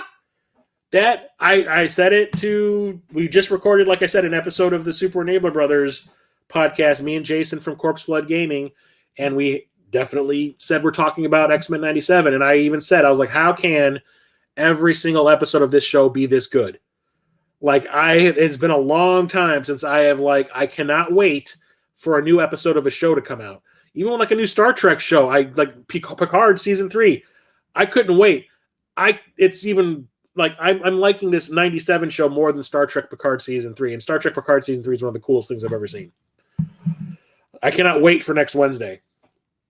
Here's a John Carpenter anthology movie that he did for Showtime called Body Bags. John Carpenter himself, that's him on the cover, plays like this crypt keeper type of character who's actually, he works in a morgue. And he's a mortician, not a mortician. Mortician is like, no, he works at the morgue for the police. And every time he opens up a body bag, the next little vignette or short story or short film thing you're going to see is like the backstory as to why that body is here. And there's 3 different stories. Each of them is kind of, a couple of them are cheesy. One of them is pretty rad. But I like all of them. It is really cool. Mark Hamill's in one of them. Mark Hamill has, I think, the most disturbing one out of them all, where he gets into an accident and loses he's a baseball player. He gets in an accident, loses his eye, and gets a new one put in from a donor. And the person who owned that eye was like a serial killer. And he starts seeing all the disturbing shit that dude saw when he was killing people. And it drives him mad. And what is it? Sheena Easton, I think, plays his girl. No, she plays in another one of them. I can't remember who plays his wife. But the one with Mark Hamill is absolutely fantastic. You can kind of see him on the back, like right here. But yeah, one of the first times I saw Mark Hamill outside of the Star Wars movies doing something completely different. Like I'd never seen him in anything horror related before. I know what's up. Oh yeah. I'm actually thinking about going back and rewatching like the 90s cartoon that, the book came before 97 to get back up to speed. I mean, I remember a lot of it. Some of the things they're bringing up, I'm kind of like, I can't remember what that was all about, but, I did watch those all the time. That was one of the funny story about the original X-Men cartoon is my father would always give me shit for watching cartoons after, childhood, like into my teens and into my 20s. I was like watching anime in my 20s, like when it first started coming over here in the 90s. He was always giving me shit for watching anime. What are you watching these cartoons for? They're for kids. Yeah, but the ones I'm watching have tits in them and stuff like that. But when the X-Men cartoon was on, my dad was obsessed with it, and he would wake up super early in the morning. The X-Men cartoon was on a double bill on Sunday mornings at like 7 a.m. It was the X-Men cartoon followed by the Tick cartoon. And my dad would wake up super early in the morning just so he could watch those two. And every time I'd walk downstairs and I'd see him watching the cartoon, I was just kind of like, don't you ever give me shit again about watching anime.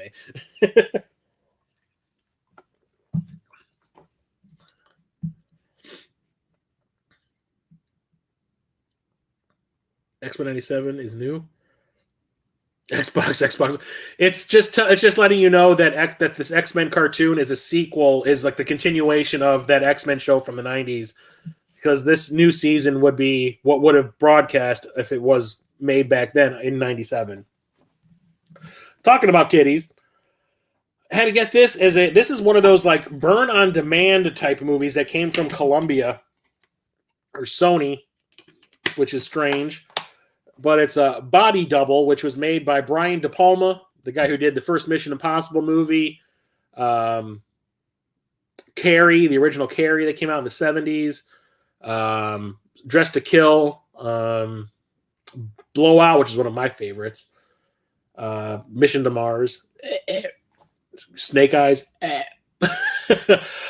This was when he was always trying to, like, every time a movie would come out by De Palma, it would be a 80s retelling of a Hitchcock movie.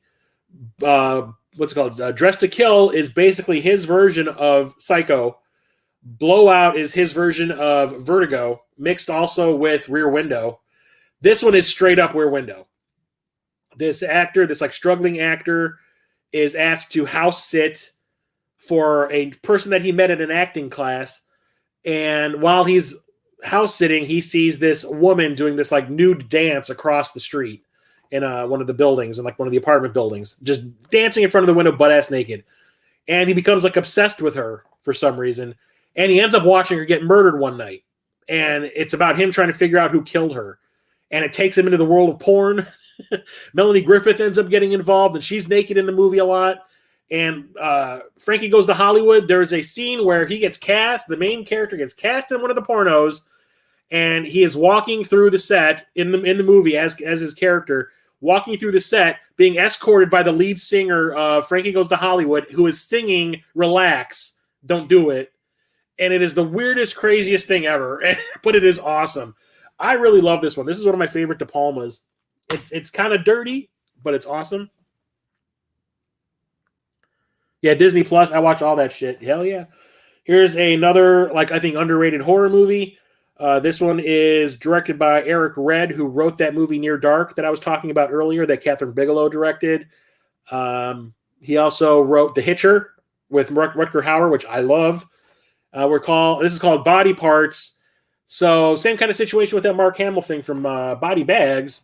So this like family man gets into a horrible car accident, and he loses an arm. This doctor is like, I have this experimental thing I could do where we could take an arm from a person who's already dead and surgically attach it back to you, and you'll have full use of your arm again. It'll just be this other person's arm. Turns out the arm belonged to a person on death row who was a serial killer. And this doctor has done this for other people too. There's one guy who got into a car accident and lost his legs, and they got the serial killer's legs. Another guy got his other arm. And turns out that it's all this experiment. Is like, can I take a body apart, stick it on other people, and then take this dude's head, the serial killer's head, and put it on a new body? And will he still be able to like live and remember everything and be able to control the body and all that? And the killer, that ends up happening. She puts the head on somebody else's body that died. And then he goes, you know what? Hell with this. I want all my body parts back, my original body parts. So he goes after the people who have received his donor body parts and is taking them back. And it is effed up. It is violent as all hell, but it's actually kind of cool. And the music makes it sound like a movie that you would see in like the 50s. It has that like theremin sound, that kind of thing going on. It is really cool. I like this ever since the first time I saw it. I think it's actually really well made. Yeah, it's a little over the top in the violence, but Jeff Fahey plays the lead, and he is really good in it. The Lawnmower Man, I like it. Prince of Darkness, hells yeah. That's one of my favorite John Carpenter movies. That's probably my top 3 John Carpenter films. Here's another underrated horror movie. It's the second remake of this movie, but it also acts as kind of like a sequel to the previous remake, which is weird. So this is Body Snatchers, The Invasion Continues. So this came out in the 90s. This is another Invasion of the Body Snatchers, sort of remake. But like I said, the way the subtitle reads is, it also kind of works as a sequel to the one that came out in the 70s with Donald Sutherland and Leonard Nimoy. So this one takes place on an army base. and the pod people are trying to take over the army base because they can spread through the military and take over the world, well, at least the country, faster. And it's all about this family that moves to the army base. The father works for the EPA, and he's there to see if the specific army base is actually like up to code. And while they're there, the invasion begins, and it's like it starts involving his kids and all the weird shit that's going on. And it is actually really well made and really kind of disturbing. There's one scene where, what's her name? Gabrielle Anwar, who I think is a British actress. You've probably seen her in 500 freaking movies.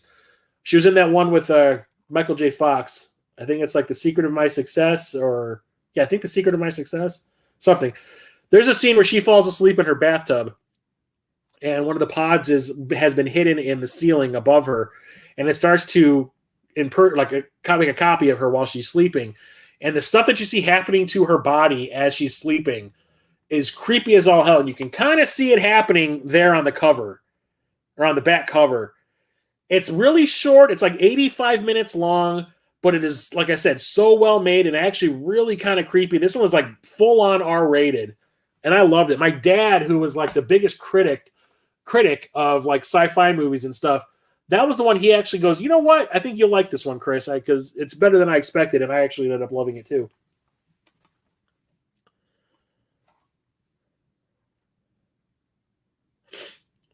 Lacey, I was hanging out with a buddy, and I made him watch Strangeland. Oh my God, Strangeland.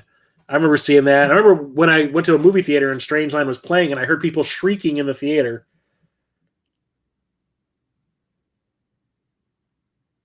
There's like 3 different Body Snatchers movies. Yeah, there's 4 of them now. There's the original one from the 50s. Then there's Invasion of the Body Snatchers from the 70s with Donald Sutherland. There's that one from the 90s. And then there's just The Invasion that has Nicole Kidman and Daniel Craig in it that came out in the 2000s, which I think is awful, if you ask me. Here's like a guilty pleasure of mine. This movie is terrible, but I love it because it is so goddamn cheesy, and that is Bones. Yes, that is Snoop Dogg on the cover. It's like Snoop Dogg is like the next Freddy Krueger kind of thing. I don't really remember what the plot is. I just remember Snoop Dogg saying this one line, and I will not repeat it because it has a specific word in it that is not in my vocabulary. But it cracks me up whenever I hear him say it. And it is stupid. It has a great pedigree. I mean, this is by Ernest Dickerson, who did Demon Knight, the Tales from the Crypt movie Demon Knight, which I think is one of the best made and entertaining and fun horror movies I've ever seen.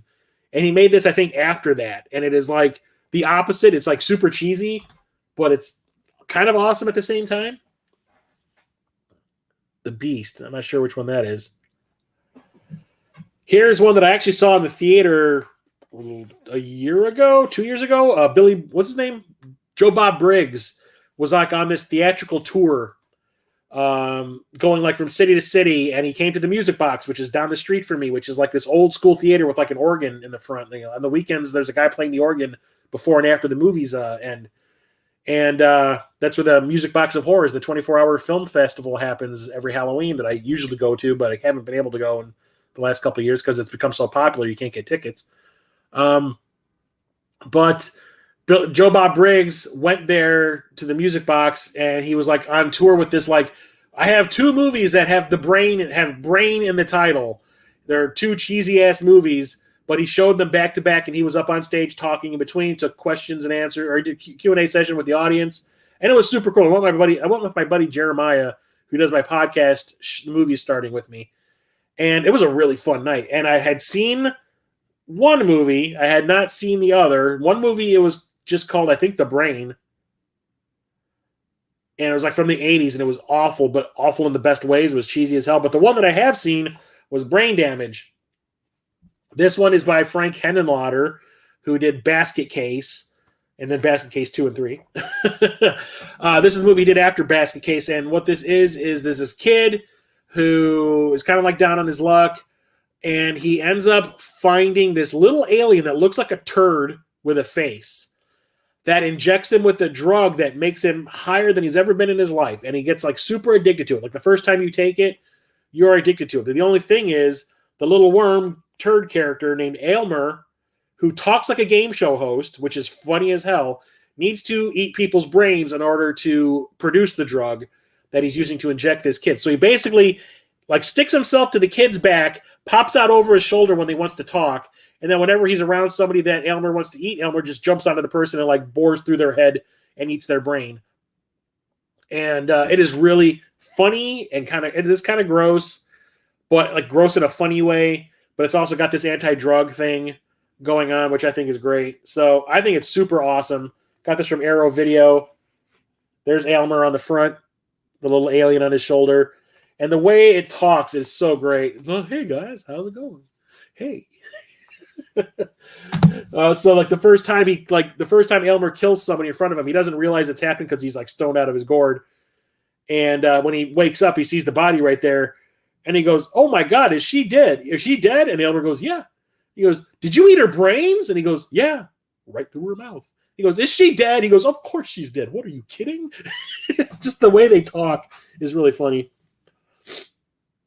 And then here is a Brain Scan. This is another horror science fiction movie that I saw in the 90s. Stars Edward Furlong and Frank Langella. Frank Langella looks embarrassed in this. I don't know why. But Edward Furlong made this not too long after Terminator 2. And he's like if you're a video gamer, this is the movie for you. Anybody who's into video games. So Edward Furlong is like this rich kid whose dad is never around, and his dad buys him all the newest toys to keep him occupied when he's gone because he goes on business trips all the time. And he's a huge video gamer, and he's got this crazy-ass video game rig in his room. And he finds out about this new horror video game called Brain Scan. And when he starts to play it, it starts to blur the line between like what's reality and what's the video game. Like he can't tell anymore. And like it starts to spill into reality and stuff like that.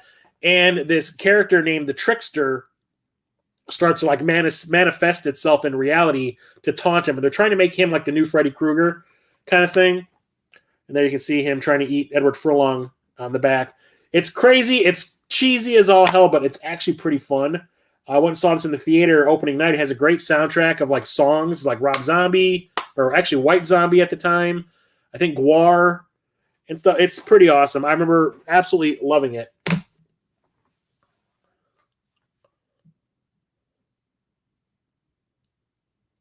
All right, have a good night, dude. Glad you could show up. It's good to see you, too. I haven't talked to you in a while. Here's one that, the same with like Blue Thunder, a movie that I have owned in my collection multiple times and like gotten rid of it and then repurchased it and then gotten rid of it and repurchased it. This is also the longest I think this has been in my collection without me getting rid of it. And that is Brainstorm. So this is by Dennis Murin? No, Douglas Trumbull. Douglas Trumbull worked for ILM, helped design all of the way the special effects work for the original Star Wars movie. Ended up working on Star Trek: The Motion Picture and created some new ways to make special effects then. And he was like a pioneer of things. Like he was really interested in stop motion and the way you film things. He was like a technical guy. And the thing is, he has been trying to get this new way of a new way of seeing movies in the theater where the screen is 360 degrees. And everybody sits in the center, and you have chairs that turn. And like when you're watching a movie, you have to turn to follow the action because he likes it to be super interactive. He's been trying to get theaters like that made for decades. No one wants to do it. But the way he makes this movie work, so Christopher Walken and Natalie Wood, this is the last movie Natalie Wood made. She died while they were making this movie. Christopher Walken and Natalie Wood and Louise Fletcher have created this way of recording people's like what they see. So you wear this rig on your head, and there's like this really crazy like reflective tape thing that they use to record with. And anything that you are witnessing, it also records what you are feeling as this stuff is happening. And when you play it back with this special headset that they have, you are not only seeing what that person saw, you are feeling everything that they feel. And it's like, I guess they're using it for like entertainment purposes. I guess that's what it's being designed for. But the government gets wind of it, and they're like, no, we can use this as a way of killing people. So the government puts the recording deck onto a crazy person and lets them loose, and all of the crazy things that go through their head and all the crazy shit they feel, all the disturbing things they see, the hallucinations, like killing people possibly, They record that, and then they can transport that onto somebody else's, like a torture device, and make them feel all this crazy shit as torture. And it's really creepy. But the cool thing is, the movie itself, when it's not one of the recordings being watched, is filmed in 185:1, which is basically what your high definition television is shaped like. But whenever you're watching one of the recordings, it's in 235:1, which is where the black bars are at the top and bottom of the screen. And it switches between that to let you know what you are seeing is either reality or a recording. And then some crazy ass shit happens in the end when one of the characters dies while they're wearing this thing, and you get a trip through the afterlife. And it is nuts. I absolutely love it. It's a really creative. The plot is kind of silly, but it's really creatively made, and it's basically like to show what Douglas Trumbull could do, and what he like the ideas he has about the way that movies are shot, like with that whole changing aspect ratio thing. Here's a classic from the 80s I got from the Criterion Collection. That is The Breakfast Club. Everybody knows what the hell this is. One of the, I guess, the most popular John Hughes movie, at least the one that people still talk about the most. This is about like the social classes of high school. A bunch of teenagers are told to report to detention on a Saturday, and you have one person from every type of social caste in here. So you've got the popular girl, you've got the basket case, you've got the geek, you've got the jock, and you've got the burnout, like the bad boy. And like they have nothing in common, and by the end of the day, they're all friends. And it's really weird, although it is still kind of problematic. I don't know if this is a thing with John Hughes, but he really liked, I don't know, this is the way he treats the women in his movie. So Molly Ringwald's character, who is like the popular girl, ends up falling in love with the bad boy that's played by Judd Nelson. He insults her and demeans her and makes her cry multiple times in this movie. He treats her like absolute dog shit. And by the end of the movie, she's freaking kissing him and making out with him. And it's like, where did this, why are you even remotely interested in this person? He obviously hates you. But it's like, the more you treat me like shit, the more I want you kind of thing. That was really popular in the 80s. I don't know where that came from, but it makes no sense. But it has a great cast. So like I said, Judd Nelson, Molly Ringwald, you have Ali Sheedy, Anthony Michael Hall, who was like the it boy for John Hughes, also with Molly Ringwald, and Emilio Estevez. And it's a really good movie. It's just there's just like stuff like that love thing that happens, which makes absolutely zero sense. There's another one from Arrow. This is a sequel to one of my favorite Empire movies. I was talking about how Empire went bankrupt and became Full Moon. This was a sequel to one of the most popular movies that Empire ever made. That is The Bride of Reanimator. I absolutely love Reanimator. It's one of the, I think, greatest horror movies ever made. It is gross and nasty, but it's also actually really funny at times too. This one is just kind of like, let's see how far we could take the concept. So the whole idea behind Reanimator is this dude, Herbert West, creates this serum that can bring the dead back to life, but they don't come back the same. They come back as like brainless killing machine kind of thing. And the whole series has been about him trying to perfect it to make it so he could actually bring somebody back and they're like back to normal, but it never seems to work out. Here he's created like this Bride of Frankenstein thing where he has taken body parts from different people that have died, has put them together, and he's like, I'm going to create a body, and I'm going to see if my reanimation serum will make that come to life, and then let's see if all the limbs work and everything. And it's really kind of crazy, and the scene at the end where the bride awakes and then falls apart is one of the nastiest things I've seen in a horror movie in the 80s. But it's actually pretty cool. I like it. It's not nearly as good as the original, but I do enjoy it. You were like Emilio. Here is a John Woo. I used to be a huge fan of John Woo. I thought he made like the best action movies ever, the American movies. I never really could get into his Hong Kong movies, like The Killer or Hard Boiled or any of those. I thought they were really freaking cheesy and like dumb. But when he came over to America, I think it was a good mix of like the studios like going, no, you cannot do this weird hokey shit. They just made it cheesy in other ways. But like his American movies I loved when they first started coming out. I still do love Hard Target, but like, and Face Off I think is still great. I finally watched that again. I haven't seen that in so long, but I think that one still holds up. But everything else is kind of like, eh. So I kind of did like a rewatch of all of John Woo's American back catalog. I want to say like a year or two ago, and I watched Broken Arrow, and I was like, I remember loving this movie when it first came out, loving it. I thought the action scenes were great. I liked the two leads. This was like when John Travolta was on the upswing after Pulp Fiction, and everything he came out with was like making mega bucks. Christian Slater's pretty awesome. It also has Samantha Mathis, who I had a huge crush on after Pump Up the Volume, also starring Christian Slater. And I remember it was a great action movie. It had a great soundtrack by Hans Zimmer. But the thing is, like, it has not aged well to me. When I went back and watched, I was like, why does John Travolta carry that cigarette like it's a loaded weapon the whole movie? Every time he uses it, he's like, it's like, it's really distracting, and he overdoes it so much. Like, he is up to 11 in it. And to me, it just got annoying. And you've also got like Howie Long, who was like a football player trying to break into acting. And if people complain about like Keanu Reeves or Ryan Gosling's acting in movies being kind of like one note and like not really like he's getting into it, it's just like him repeating lines, you have yet to see Howie Long in a movie.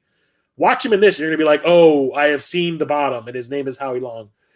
And it's just, I don't think it holds up at all. It is super freaking cheesy and hokey.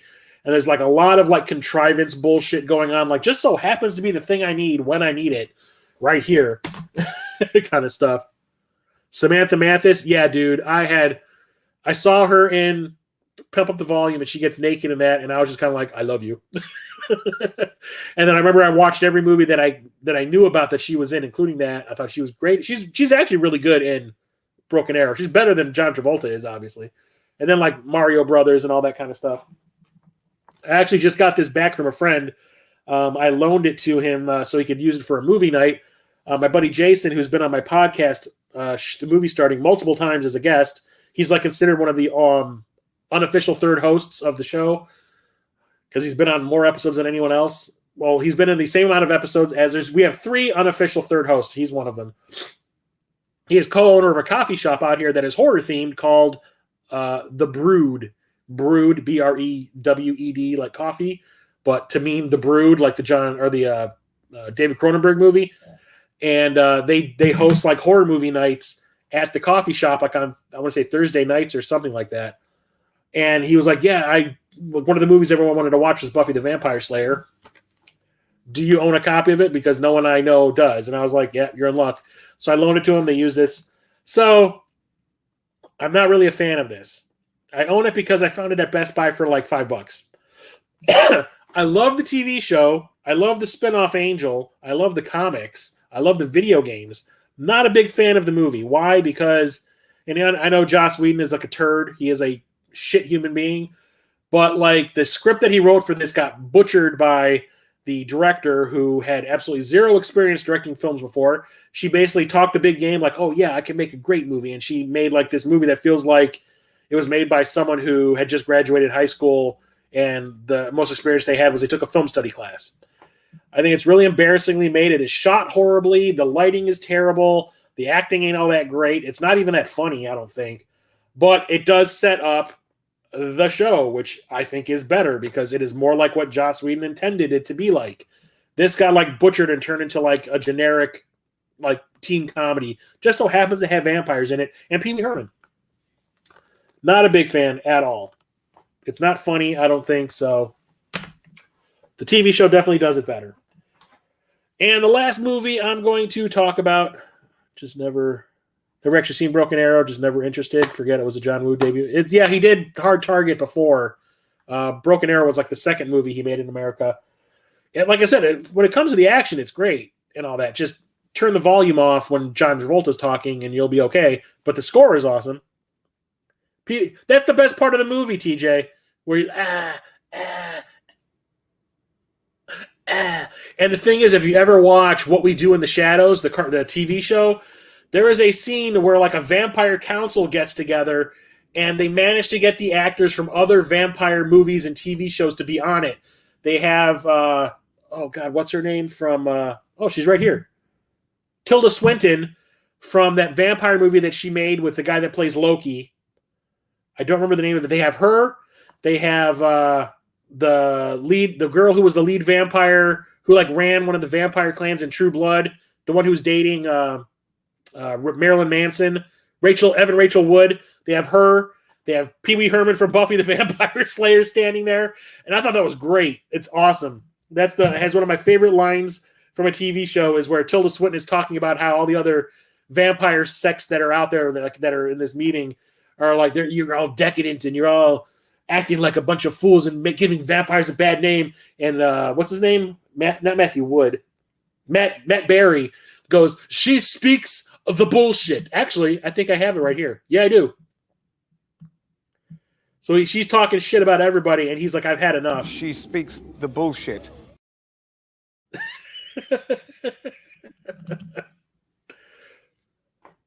It is awesome. It is a super funny scene. It's like, and there's even more people there too from other vampire shows and movies. But like you see Pee Wee Herman standing there in his costume from Buffy the Vampire Slayer. And he's just kind of standing there like looking around the room going like, why am I here? It's great. Highly recommend What We Do in Shadows. It's awesome. Matt Berry is one of the funniest people on planet Earth. The last movie I'm going to talk about is Burn After Reading. This is from the Coen brothers, Joel and Ethan. Has a great cast.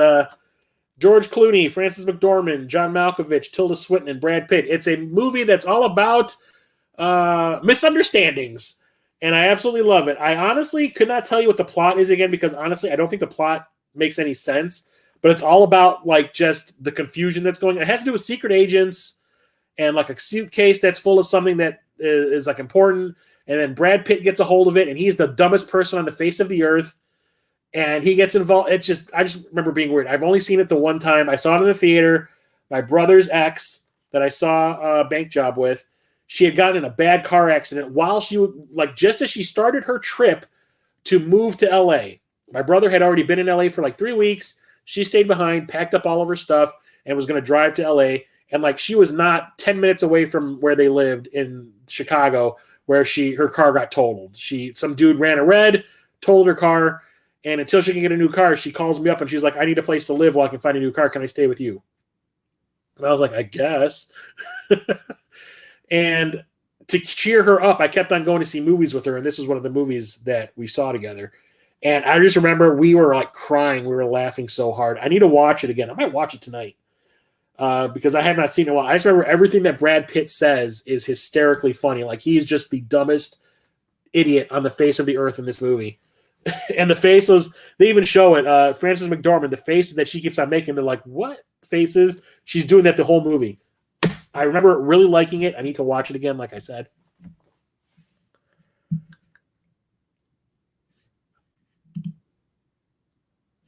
Like the Buffy movie when I was younger, but recently turning it on, we usually don't finish it. Yeah, I can't stand the Buffy movie. Bad Target. Yeah, I have Hard Target on 4K. I have the uncut version, which is great. Matt Berry's so good. I jumped out of my seat when he showed up in Fallout. Yeah, when he showed up in Fallout, I was like, oh my God, that is the perfect voice for that robot in that movie, in that show. I love Matt Berry. I think everything. Fuck you. I have another Matt Berry clip here that I think is really funny too. You really are the most devious bastard in New York City. Well, New York City. I think Matt Berry is one of the funniest people on the face of the earth. Anyway, that's it for tonight. That's all the movies I own on standalone Blu-rays that start with the letter B. How I have, like I said, I know why I have this many movies that start with B. It's all because of Batman. But I was going to say, if there's anything in these stacks that I would highly recommend people watch, it's Brain Scan, Back to the Beach, Battle Beyond the Stars, The Black Hole, The Black Cauldron, Blue Steel, Body Double. Definitely. So I will be back next Thursday with the next episode in the streams. So I don't know if it's going to be C and D. It might just be C that I talk about next week. Well, it depends on how many movies. I don't remember how many I have in the letter that start with the letter C, but depending on how many I have, it might just be C or it might be CND. I will also be back. I think it's Tuesday. Let me bring up the old calendar here. Next Tuesday, I will be doing my monthly recent pickups live stream, which will include my experiences at the Midwest Gaming Classic that happened at the beginning of the month and all my pickups from the convention. And trust me, there are some bangers. If you do not see the picture that I took of everything that I picked up at the convention, you're in for a ride. I picked up some heavy hitters and a lot of really rad stuff, and also something that's a spoiler, kind of like right there. So I'll be back at 8:30 p.m. Central Tuesday for the pickup stream that also includes all my Midwest Gaming Classic stuff, and next Thursday for the next Film Collection 2024 stream. So have a good night, everybody. Thank you for hanging out with me. I really appreciate it. I had a lot of people show up this time. Could not be more thrilled. Thanks, everybody. You're all awesome. We'll talk to you next time. Chris of Midlife Crisis Media out.